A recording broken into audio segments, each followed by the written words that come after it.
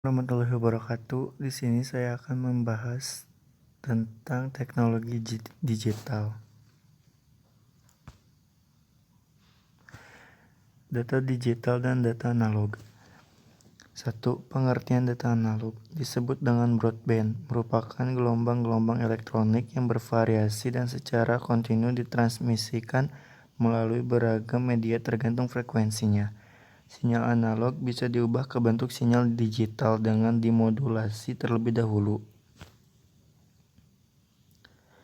2. Pengertian data digital. Sistem digital merupakan bentuk sampling dari sistem analog. Digital pada dasarnya dicodekan dalam bentuk biner atau heksa. Besarnya nilai suatu sistem digital dibatasi oleh lebarnya atau jumlah bit, bandwidth. Jumlah bit juga mempengaruhi nilai akurasi di sistem digital. 3. Perbedaan analog dan digital. Analog pertama dirancang untuk suara. Yang kedua tidak efisien untuk data. Yang ketiga terdapat banyak noise. Yang keempat rentan kesalahan atau error. Data digital. Yang pertama dirancang untuk data dan suara. Yang kedua kecepatan tinggi. Yang ketiga overhead rendah. Yang keempat digital dapat dikonversi ke analog. Keuntungan kedua sistem komunikasi digital adalah bahwa kita berhubungan dengan nilai-nilai, bukan dengan bentuk gelombang. Keuntungan ketiga berhubungan dengan range dinamis. Kita dapat mengilustrasikan hubungan yang sangat tinggi maupun yang sangat rendah, ditransmisikan menggunakan urutan sinyal terbatas yang sama. Sekian penjelasan saya tentang analog digital. Terima kasih. Assalamualaikum warahmatullahi wabarakatuh. Perkenalkan, nama saya Iwan Setiawan, kelas 12 MIPA 1. Saya di sini akan menjelaskan sub materi 2 tentang penyimpanan data.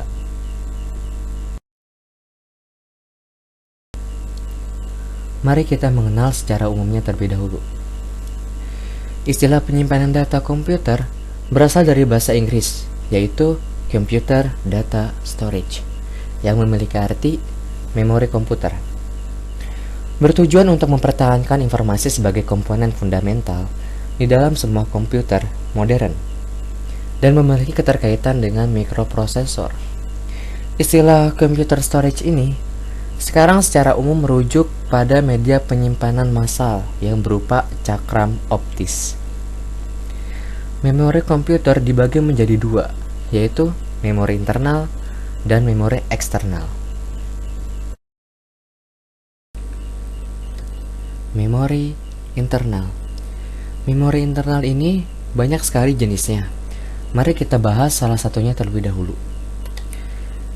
Yang pertama adalah Random Access Memory, atau yang biasa kita sebut RAM. Adalah akses acak yang merupakan sebuah hardware atau perangkat keras untuk menyimpan data primer yang sifatnya sementara. Tujuannya adalah untuk menyimpan sistem operasi dari berbagai program aplikasi. Fungsi utama RAM. Yang pertama, menyimpan data yang berasal dari piranti masukan sampai data dikirim ke ALU untuk diproses. Yang kedua, menyimpan data hasil pemrosesan ALU sebelum dikirimkan ke piranti keluaran. Yang ketiga, menampung program atau instruksi yang berasal dari piranti masukan atau dari piranti pengingat sekunder.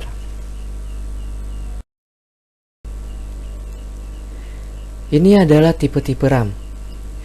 Yang pertama itu ada static RAM. Static RAM ini adalah RAM tipe yang sangat lama atau biasa kita sebut jadul.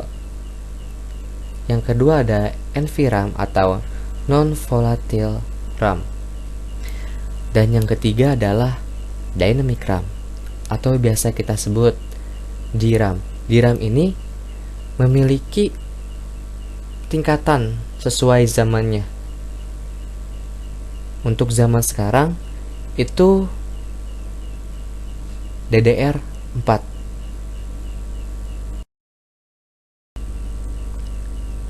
Setelah RAM, mari kita bahas read only memory atau biasa kita sebut ROM.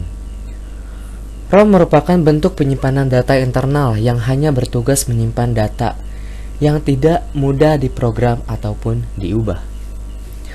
Fungsi ROM adalah sebagai pengingat aktivitas yang sedang dilakukan saat komputer berjalan. Meskipun komputer tidak dialiri listrik, ROM ini akan tetap berjalan.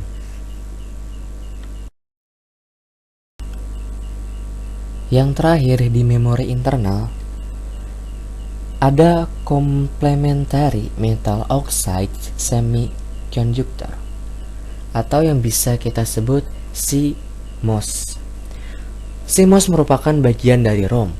Fungsi CMOS ini adalah sebagai penyimpanan para pengaturan-pengaturan dasar pada komputer. Salah satu pengaturan dasar yang menggunakan CMOS ini adalah tanggal serta jam yang ada di dalam komputer.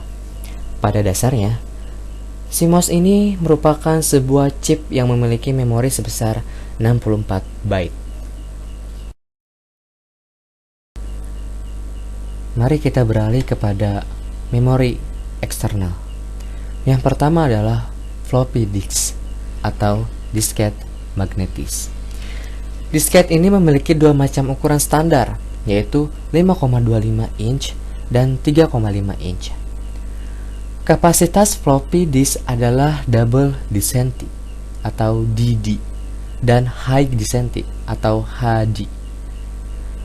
Daya kapasitas disket ini cenderung kecil dibandingkan dengan kebutuhan transfer dan penyimpanan data yang semakin lama semakin besar. Disket hanya menyimpan file teks DOCX atau PPTX yang non-video ya, dan sebagainya, karena keterbatasan kapasitas tersebut.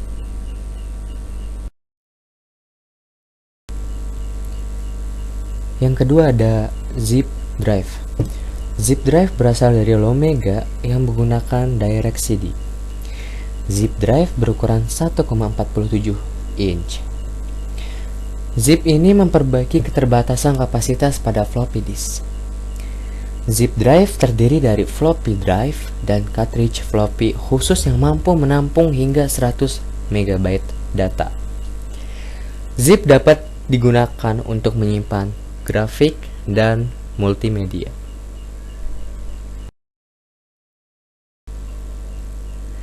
Yang ketiga ada hard disk. Hard disk menyimpan data dalam bentuk track, sektor, dan cluster seperti halnya floppy disk. Sistem operasi akan mencatat sektornya. Virtual File Allocation Table atau biasa kita singkat VFAT merupakan salah satu metode untuk menyimpan dan mengetahui alamat file sesuai klaster yang digunakan. Oleh sebab itu, VFAT berisi setiap nilai pada setiap klaster yang menjelaskan lokasi disk tempat klaster berada. Ada kalanya sistem operasi menganggap sebuah klaster sebagai klaster yang sedang dipakai, meskipun pada saat itu klaster tersebut tidak berisi file apapun. Hal tersebut dinamakan load cluster, dan pengguna dapat membebaskan klaster atau menambah ruang disk menggunakan utilitas scan disk pada Windows. Namun, kekurangan hard disk ialah tidak boleh tergoyang, karena dapat menyebabkan disk tidak terbaca. Dan karena kelemahan itu, semua orang beralih ke SSD, walaupun harganya jauh lebih mahal. Namun, worth it lah dengan sistemasinya. Salah satu orang beralih ke SSD yaitu dapat menjalankan program lebih cepat dibandingkan hard disk. Dan semua data tidak akan terganggu oleh goyangan apapun. Dengan kata lain, semua data tersebut akan aman. Ada dua macam jenis hard disk. Yang pertama, hard disk internal. Hard disk internal atau non-removable, yaitu komponen dalam komputer, digunakan untuk menyimpan hampir semua program sebagian besar file data. Hard disk terdiri dari beberapa piringan logam atau kaca dengan diameter 1 hingga 5,25 inci. dengan susunan dalam bentuk kumparan dan berisi data pada kedua sisi piringannya. Head baca atau tulis yang terletak di setiap sisi piringannya diatur oleh lengan penggerak yang bergerak maju mundur untuk mencari lokasi yang tepat pada piringan. Yang kedua ada hard disk portable. Sesuai dengan namanya, hard disk ini berada di luar unit komputer yang dibungkus dengan pelindung anti udara sehingga terlindung dari debu. Hard disk dihubungkan dengan unit sistem komputer menggunakan kabel ke port Firewire, USB, atau port lain. Hard disk removable atau hard drive cartridge terdiri satu atau dua piringan dilengkapi dengan head baca atau tulis. Hard disk ini berada dalam keadaan terlindung dalam pembungkus kaku dan dapat dimasukkan ke drive cartridge pada unit sistem mikrokomputer. Yang keempat ada compact disc atau yang kita kenal dengan sebutan CD. CD terbuat dari resin polikarbonat dan dilapisi permukaan yang sangat reflektif seperti aluminium. Informasi pada CD direkam secara digital sebagai lubang-lubang mikropis pada permukaan yang reflektif. Permukaan yang berlubang kemudian dilapisi oleh lapisan bening. Proses tersebut menggunakan laser yang berintensitas tinggi. Yang kelima ada digital versatile disc atau yang kita kenal dengan DVD. DVD adalah generasi lanjutan dari teknologi penyimpanan dengan menggunakan media optical disc. DVD memiliki kapasitas jauh lebih besar dibandingkan dengan CD biasa.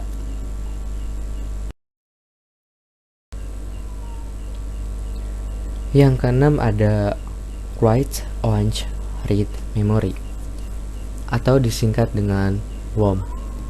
Nah, WOM ini bahasanya sangat asing sekali. Jadi kita sebut saja dengan kartu SD.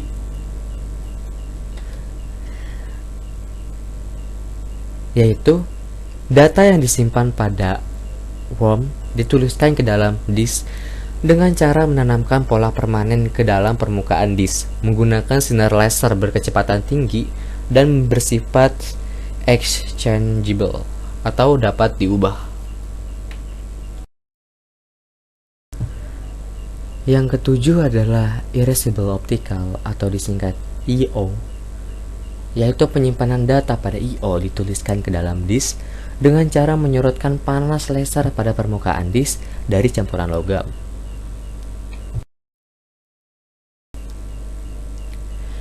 Yang kedelapan ada USB flash drive atau biasa kita sebut dengan flash disk,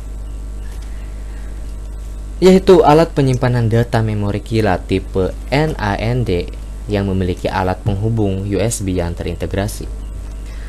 Kelebihannya adalah khususnya pada cakram floppy atau cakram padat, USB drive lebih cepat, kecil, dengan kapasitas lebih besar, serta lebih dapat diandalkan karena tidak memiliki bagian yang bergerak daripada disket.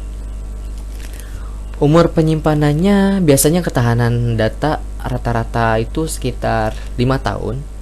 Ada juga yang memiliki umur sampai 15 tahun, akan tetapi menguras kantong. Sekian dan terima kasih.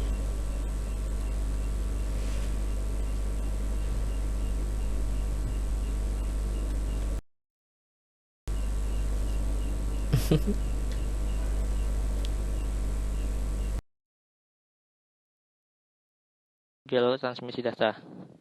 Yang pertama, multicast. Multicast adalah proses komunikasi melalui satu alat dengan banyak alat lainnya. Contohnya adalah server yang digunakan untuk mengakses internet. Sebuah server mampu melayani beberapa komputer dalam waktu yang bersamaan asalkan komputer ini terhubung. Dalam proses multicast, komputer yang dihubungi mampu memberikan respon balik terhadap server. Broadcast adalah proses pengiriman data atau informasi dari satu alat ke banyak alat-alat. Dalam proses broadcast, alat yang menerima informasi tidak bisa memberikan respon balik. Pemancar radio dan televisi adalah beberapa contoh yang menggunakan jalur transmisi broadcast. Yang kedua unicast. Yang ketiga unicast merupakan kontak informasi yang terjadi pada satu alat pengiriman dengan satu alat penerima, misalnya sewaktu kita menggunakan telepon. Lalu konfigurasi jalur transmisi data. Yang pertama ada point to point. Dalam konfigurasi point to point, media saling terhubung antara satu peralatan dengan peralatan yang lain tanpa terbagi. Konfigurasi point to point sering digunakan pada beberapa peralatan seperti printer yang terhubung langsung dengan banyak komputer. Yang kedua ada point to multipoint. Proses point to multipoint disebut juga dengan akses multipoint. Pada proses ini, satu alat atau media dapat terhubung dengan beberapa alat lainnya. Penyiaran televisi adalah contoh proses transmisi data yang menggunakan konfigurasi point to multipoint, yakni ketika satu pemancar radio atau televisi dapat diakses atau terhubung dengan beberapa radio atau televisi. Lalu ada arah kanal transmisi. Kanal transmisi dalam proses transmisi data dapat diilustrasikan sebagai pipa yang menghubungkan dua unit alat untuk mengirim datanya. Kedua peralatan tersebut saling terhubung sehingga memungkinkan untuk dilakukan transfer data dalam saluran atau jalur tersebut. Terdapat 3 jenis alur kanal transmisi, yakni pertama simplex. Arah transmisi simplex disebut juga dengan istilah one-way transmission. Arah kanal transmisi simplex hanya dapat melakukan komunikasi satu arah, seperti yang pada pemancar televisi atau radio. Sinyal dari transmisi televisi atau radio hanya bisa diterima pendengar dan pendengar tidak dapat memberi sinyal balik. Yang kedua, half duplex disebut dengan either-way transmission. Alur kanalnya dapat melakukan komunikasi atau transmisi data dengan dua arah, tapi tidak dapat melakukan transmisi data secara bersamaan, melainkan harus bergantian. Walkie-talkie adalah contoh alat yang menggunakan transmisi data model half duplex. Yang ketiga, full duplex. Assalamualaikum warahmatullahi wabarakatuh. Di sini saya akan menjelaskan tentang transmisi data. Teknologi digital adalah suatu alat yang tidak lagi menggunakan tenaga manusia secara manual, tetapi lebih pada sistem pengoperasian otomatis dengan sistem komputerisasi atau format yang dapat dibaca oleh komputer. Teknologi digital pada dasarnya hanyalah sistem penghitung sangat cepat yang memproses semua bentuk-bentuk informasi sebagai nilai-nilai numerik atau kode digital. Teknologi analog merupakan proses pengiriman sinyal dalam bentuk gelombang. Sinyal analog tersebut bekerja dengan mentransmisikan suara dan gambar dalam bentuk gelombang kontinu atau continue varying. 1. Sinyal analog. Sinyal analog adalah sinyal data dalam bentuk gelombang yang muncul secara kontinu. Sinyal analog mengubah informasi dalam bentuk karakteristik gelombang sinusoidal. Dua karakteristik terpenting dalam sinyal analog adalah adanya amplitude, fase, dan frekuensi. Kedua, sinyal digital. 4 sistem bilangan yang biasa digunakan pada sinyal digital yakni bilangan desimal, biner, oktal, dan heksadesimal. Bilangan desimal terdiri dari 10 angka yang biasa kita temui dari 0, 1, 2, dan seterusnya. Sistem bilangan biner merupakan sistem bilangan basis 2. Bilangan biner hanya terdiri dari 2 angka yakni 0 dan 1. Digit bilangan biner dinamakan biner digit atau bit. Sedangkan bilangan oktal terdiri dari 8 lambang atau angka yakni 0, 1, 2, 3, 4, 5, 6, dan 7. Sedangkan bilangan heksadesimal adalah sistem bilangan berbasis 16. Penerapan format bilangan heksadesimal biasa terdapat di memori yang menyajikan karakter numerik dan non-numerik, yaitu 0, 1, 2, 3, 4, 5, 6, 7, 8, 9, A, B, C, D, E, dan F. Sinyal digital hadir dalam bentuk pulsa yang dapat mengalami dua keadaan, yaitu 0 dan 1, sehingga tidak mudah terpengaruh noise. Sinyal digital juga disebut sinyal diskret. Media transmisi data yaitu pertama kabel. Kabel terdiri dari kawat. Yang pertama yaitu kawat tembaga digunakan untuk mentransmisikan sinyal listrik. Pada awalnya sinyal yang dikirimkan adalah sinyal dari jaringan telepon. 2. Kabel pasangan terpilin atau twisted pair kabel. Bentuk kabel yang terpilin membuat kabel jenisnya dapat meniadakan interferensi elektromagnetik luar. Ketiga, kabel koaksial adalah kabel yang terdiri dari 2 buah konduktor. Kabel ini banyak digunakan untuk mentransmisikan sinyal frekuensi, yakni lebih dari 300 KHZ ke atas. Sistem transmisi dengan menggunakan kabel ini juga memiliki kapasitas yang besar. Keempat, yaitu kabel serat optik. Adalah media transmisi fiber atau kabel serat optik yang merupakan saluran transmisi terbuat dari kaca atau plastik yang digunakan untuk mentransmisikan data dengan cara merubah sinyal listrik dengan cahaya. Dengan memanfaatkan indeks bias kaca yang lebih besar daripada indeks bias dari udara sehingga cahaya tidak mudah keluar dari kabel dan keutuhan data dapat terjaga. Sumber cahaya yang digunakan adalah laser. Laser efektif digunakan karena memiliki lebar spektrum yang sempit serta kecepatan transmisi serat optik sangat tinggi sehingga sangat bagus digunakan sebagai saluran komunikasi. B. Nirkabel atau wireless, media transmisi tanpa kabel. Menggunakan gelombang elektromagnetik sebagai pengganti kabel untuk menyalurkan informasi. Saat ini gelombang wireless berkembang dengan pesat, salah satunya dengan menggunakan penggunaan Wi-Fi. Transmisi data biasanya dilakukan dengan menggunakan alat bantu antena atau transceiver. Beberapa alat yang menggunakan transmisi jenis kabel ini adalah radio, microwave, inframerah atau infrared, dan Bluetooth. Lalu jalur transmisi data. Yang pertama, multicast. Multicast adalah proses komunikasi melalui satu alat dengan banyak alat lainnya. Contohnya adalah server yang digunakan untuk mengakses internet. Sebuah server mampu melayani beberapa komputer dalam waktu yang ketiga, full duplex. Arah transmisi full duplex disebut juga broadwave transmission. Kedua alat yang saling terhubung dengan melakukan transmisi data bersamaan misalnya pada komunikasi di handphone dan internet. Lalu ada mode transmisi. Yang pertama yaitu parallel transmission. Parallel transmission berarti data dapat dikirimkan serentak menggunakan beberapa jalur sekaligus.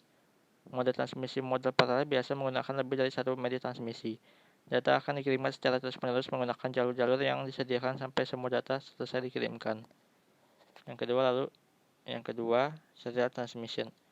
Serial transmission hanya menggunakan satu jalur, di mana data akan dikirimkan secara bergantian hingga semua data dapat diterima oleh pengirim.